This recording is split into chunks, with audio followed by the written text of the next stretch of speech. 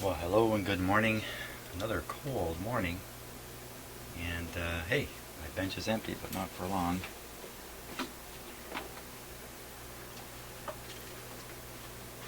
There's another fantastic looking radio. Look at this.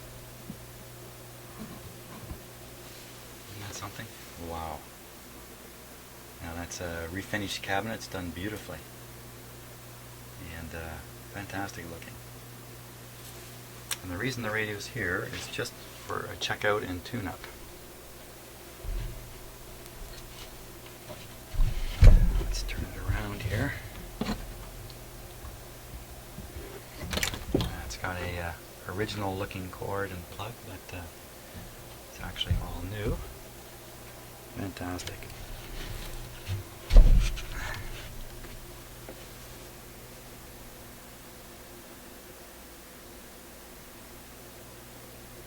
Looks great. Wow, look at that speaker. Fantastic. Now, it's in great shape. Wow. Double, triple wow. Okay, so I have the schematic. Here it is here. Interesting radio. Just 3 tubes. 4 tubes, rectifier. 80 and 2A5 and 257s. That puts this radio back in the mid-30s. No, September 1934.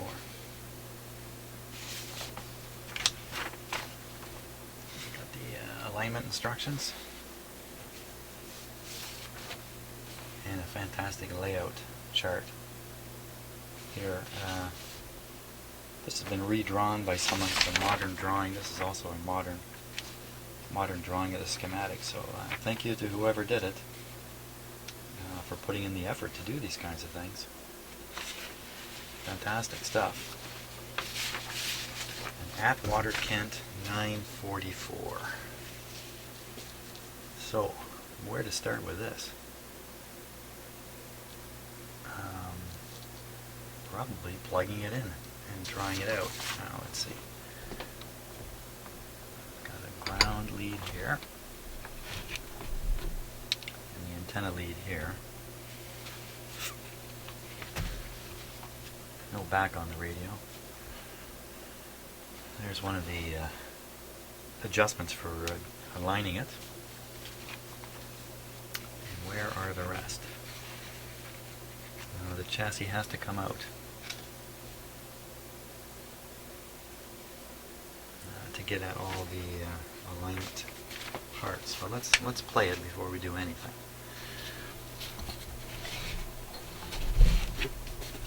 It's a much nicer looking way to look at it here. Wow.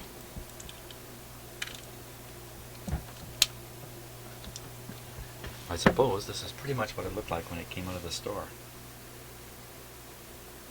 Just beautiful. Okay,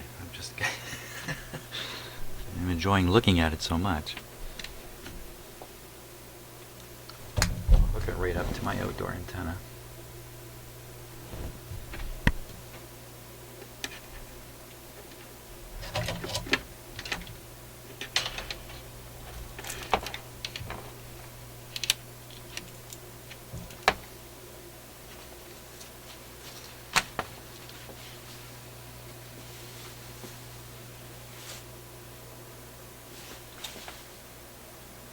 Little tiny dial.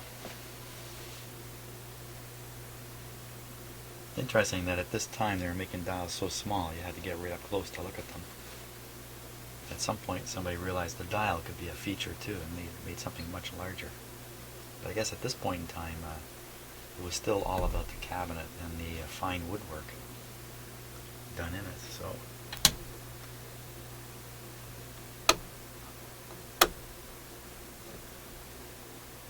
wow, feels just fantastic. I think it's got a few watermarks here.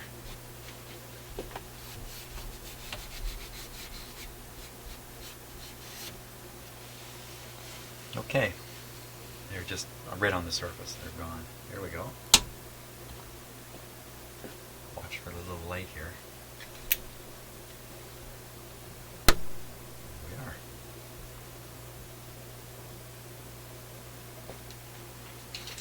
I think this is another fully restored radio. I think it's done by the same fellow who also did the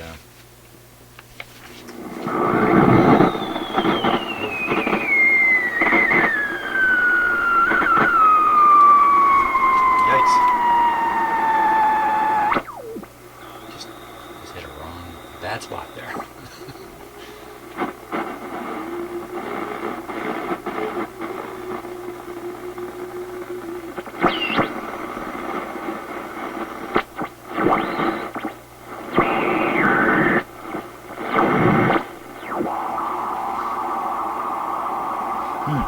That's interesting. Take a close look at this dial. That's what the volume's turned right down now.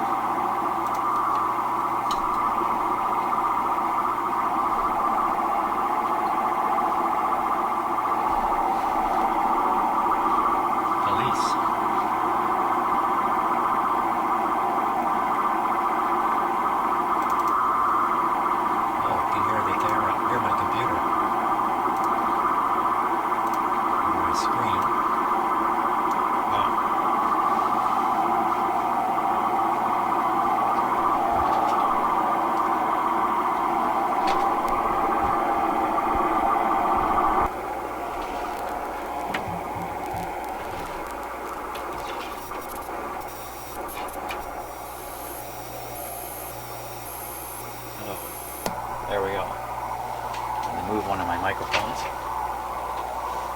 a little bit away from the radio. Excuse me here a second. Just a little overwhelmed with the whole situation. Okay. Oh, psst.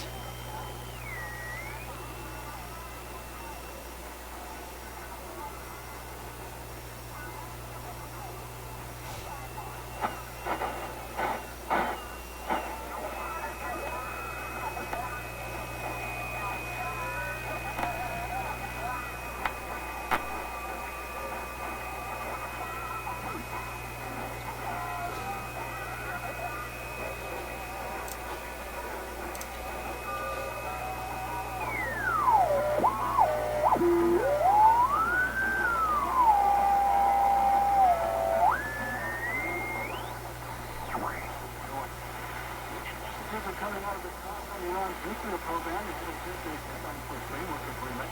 Foreign policy chief Federica Mogherini of the European Union says the deal is close.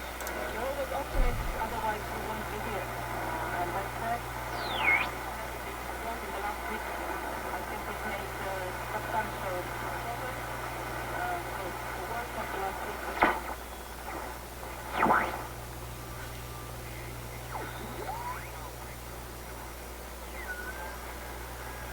Well, I just missed the call sign frequency there. Well, this thing's reading 150 kilocycles. Why am I hearing AM radio down here?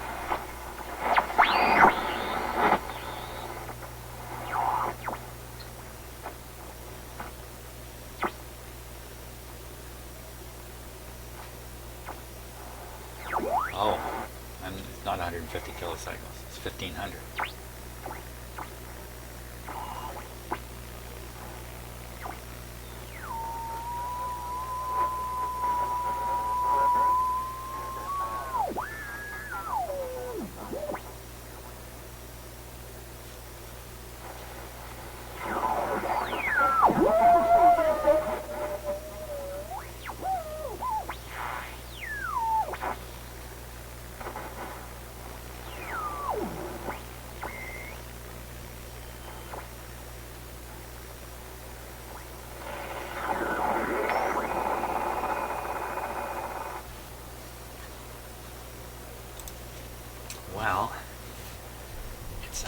terrible heterodyne on every incoming signal.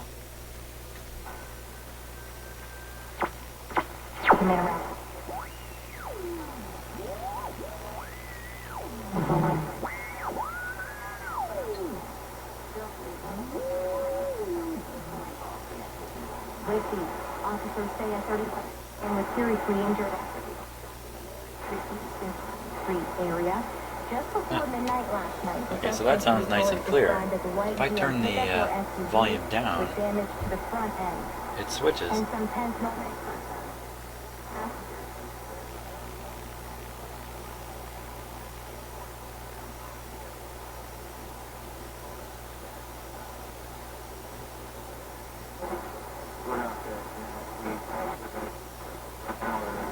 And then go to market. They didn't improve.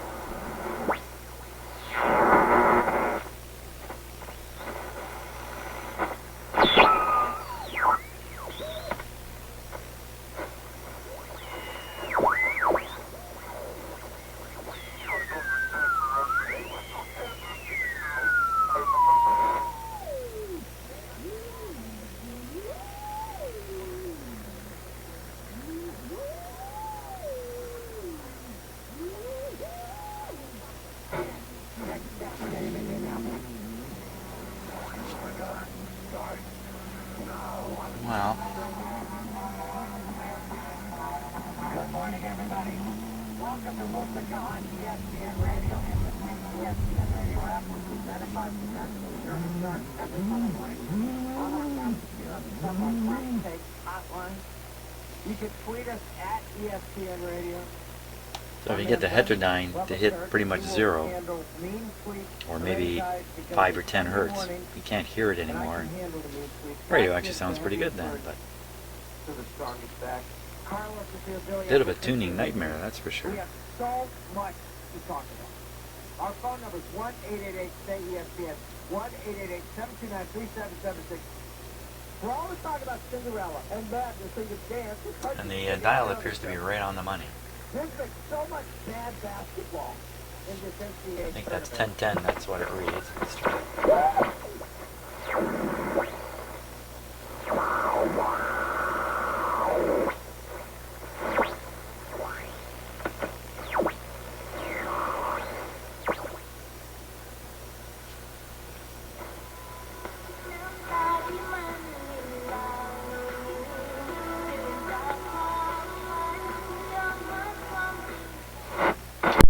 Well, it does sound a little bit like an alignment problem to me.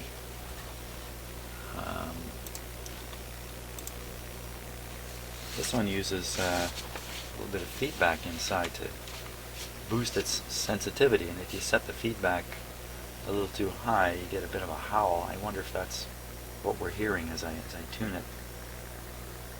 That's just from having the regeneration set too high in the radio. I don't know. Also, I did not have it on full power, excuse me, but in fact it draws so little power even though I'm running it through light bulbs. It's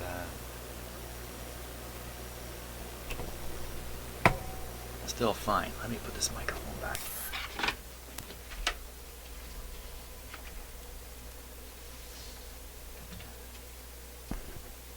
I hope that didn't introduce it. Might have introduced a bit of a hum where I had the microphone just now. So hope not. Hope not. Now, always scary working on such a beautiful looking radio. Whew. Oh, these are locked in with screws. Here.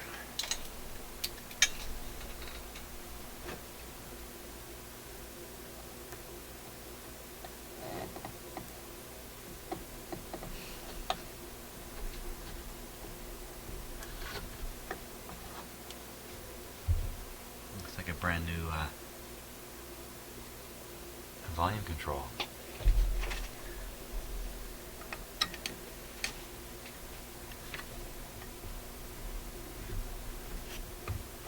There we go. Beautiful. beautifully restored radio. Once again, my hats off to the person who did this. If you're gonna restore a radio, do the just gotta look underneath it here.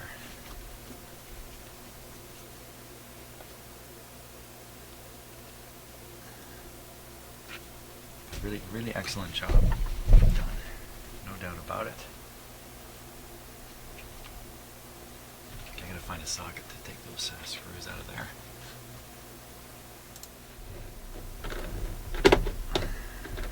Okay, last screw out. Like I was saying, if you're gonna restore something like this, like go to this degree of refinishing it and cleaning it up, the electronics, everything like that, then it's great to see things like a power cord like this being put on, which looks original. There's original style in that. Fantastic.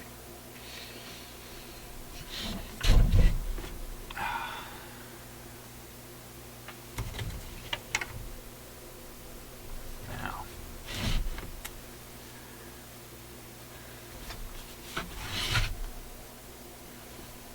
wow, that's really fixed up.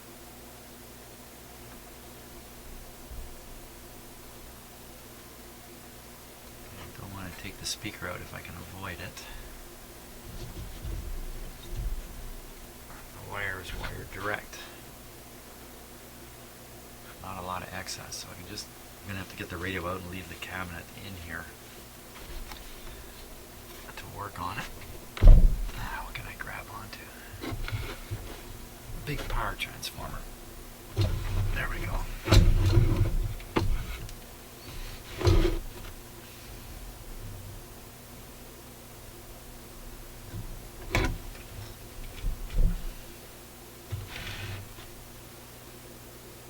Oh, there is a plug. There is a plug now. Not so sure I want to unplug it. Let's put this like this. There we go.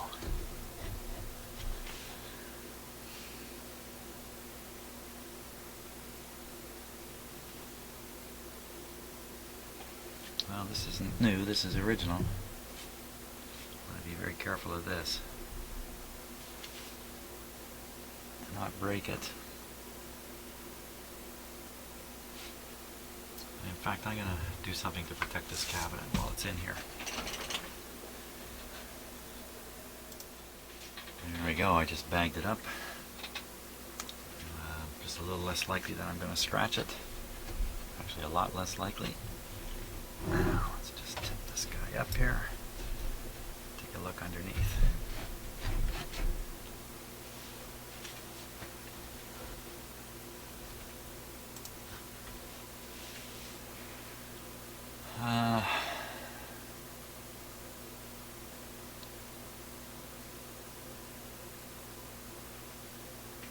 Okay, now let's do a close-up look at this, bearing in mind that my own work doesn't stand up all that well under under this kind of close-up look. Let's see what we got here.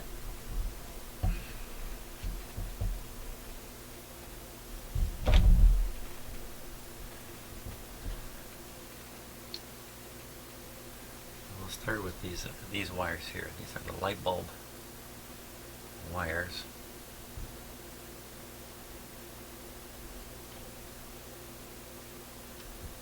They're a little bit cracked up there, aren't they? One is.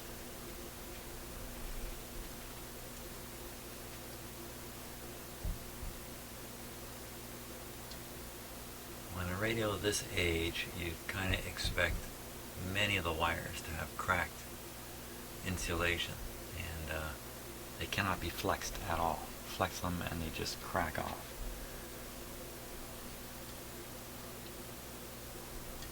See, like that guy there.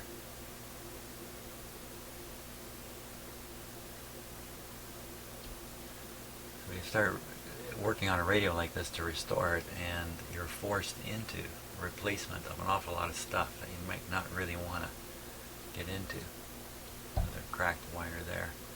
You know, and it's okay as long as it's out in the open. I mean, let's not kid ourselves. There's a million electrical open spots.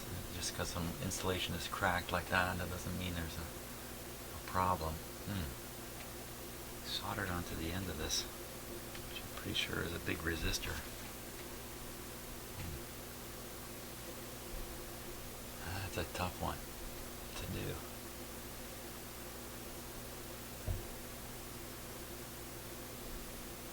Like I say, when you put the close-up camera on here, my own work doesn't stand up all that well, so a lot of wax has leaked out here from where? Way up in there.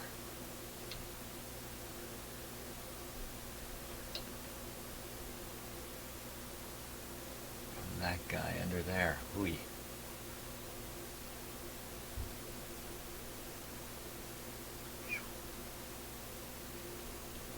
Is that a capacitor buried way under there?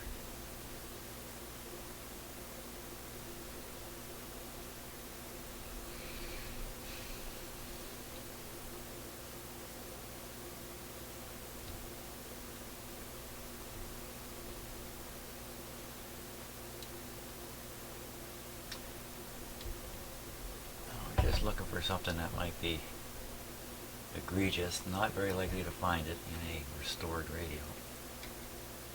New resistor there.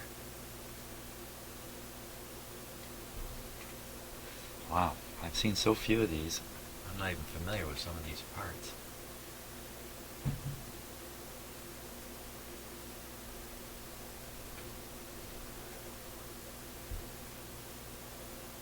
It's good for me to observe the cracked insulation so I know where the danger spots are.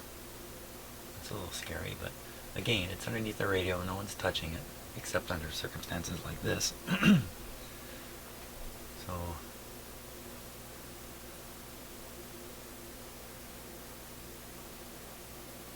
yeah, this would be a nightmarish thing to get in and work on. So, once again, my hat's off to the guy who's done the work on this radio.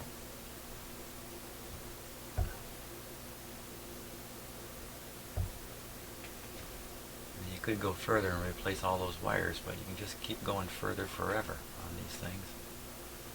That's got to be the speaker plug there.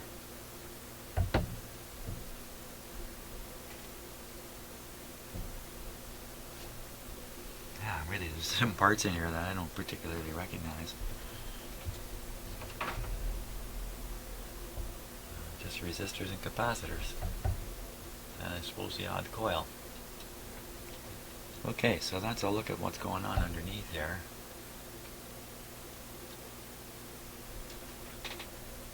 Now that's an adjustment right there. One of the I think that's an adjustable capacitor, I believe.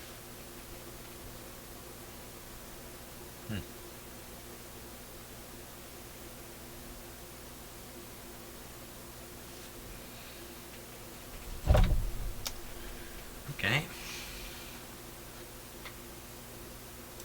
Kind of cool.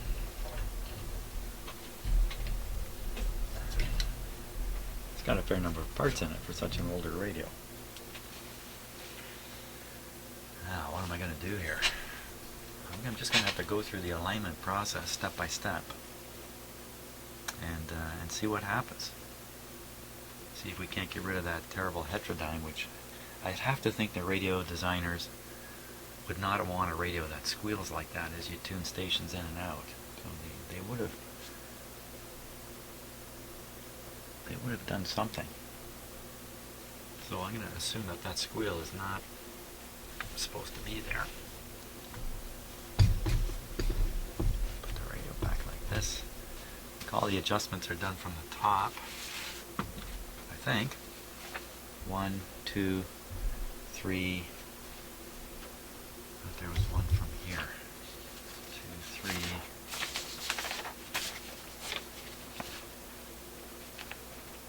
A1, A2, oh, A4, A4, A4.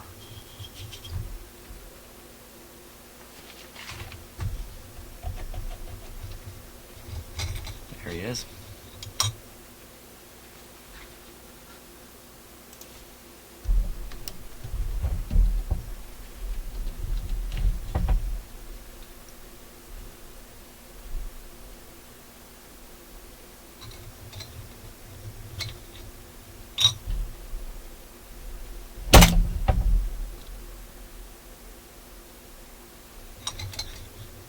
There he is, down there.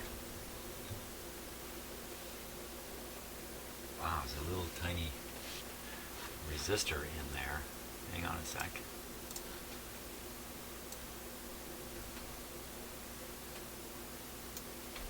Just behind this wire here. Looks like a capacitor sitting there.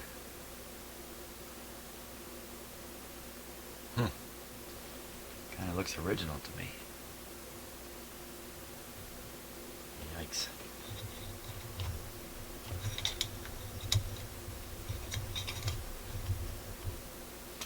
Yikes.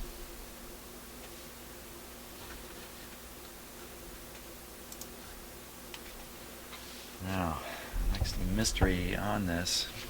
I was studying these diagrams last night. And A1, A2, A4, A5. I could not find A3.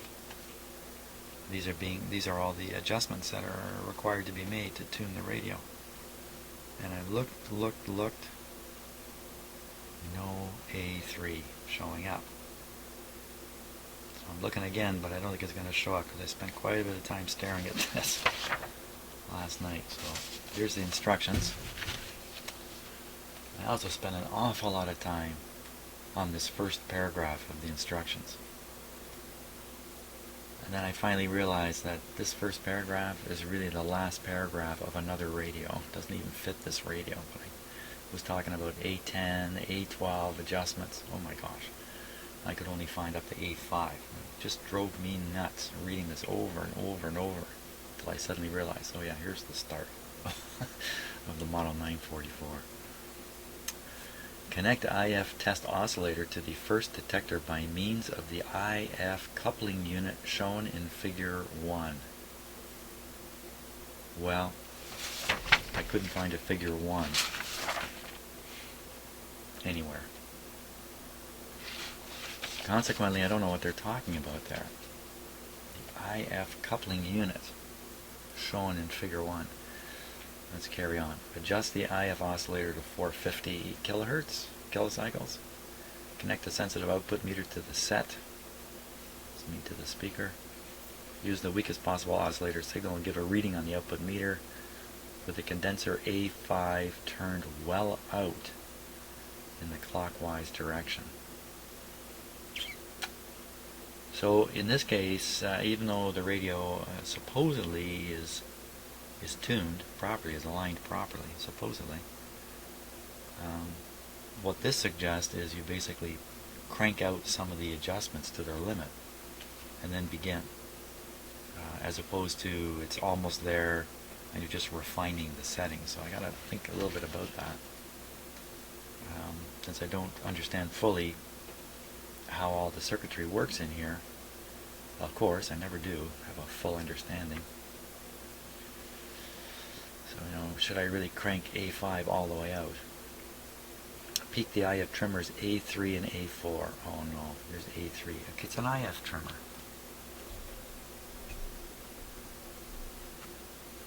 It's an IF trimmer. So we look at the schematic here.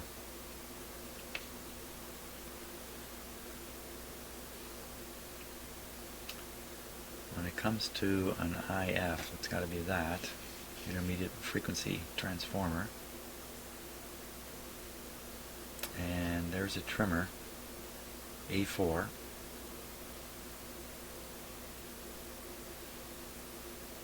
I would think A3 would be back. There's A3. There's A3. There it is on the circuit diagram. Outside of the can here.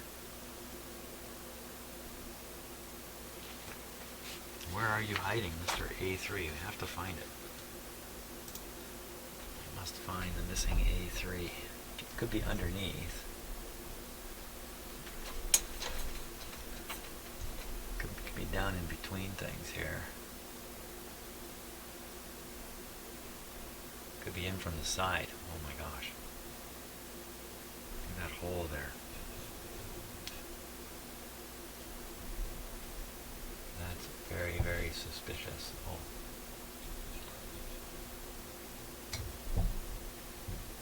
Trying to get a look at it.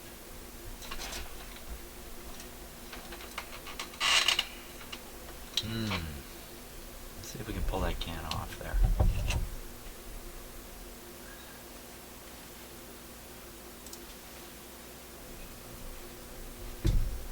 No. Screwed in tight. Okay. Gotta get a look inside here. See what we can see in there. I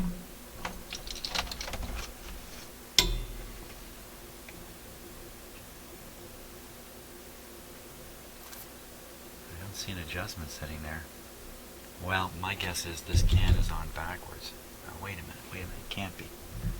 Can't be on backwards. Or, rotated, because there's wires coming out of a cutout. Unless there's an identical cutout on the other side. What is there? Looks kind of like a hole. But that's actually right. Just to show you where I'm looking, because there's too many holes. I'm looking right down. Oh. That's not so hot either. I'm looking down here. That's right where the, it's not a hole, that's a rivet. It's a rivet holding the screw piece that goes through the chassis that you put the nut on to tighten it down.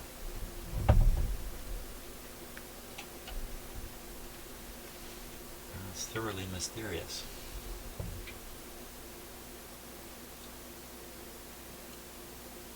Oh! Wait 1 minute.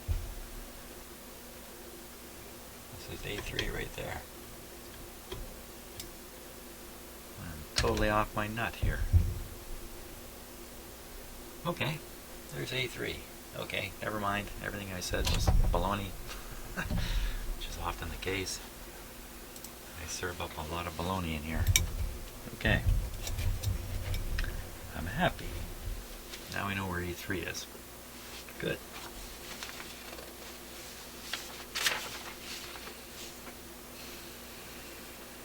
Yeah, see, on the diagram they didn't mark A3. It's all their fault. A3 should be right there.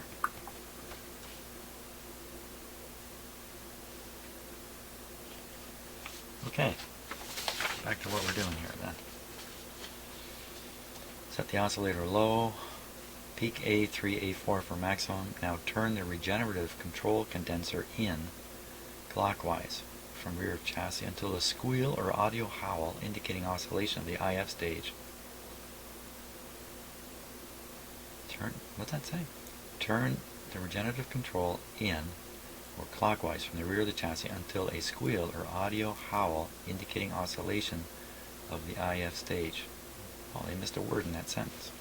Then back off about 1/4 turn or until the radio or until the audio howl stops.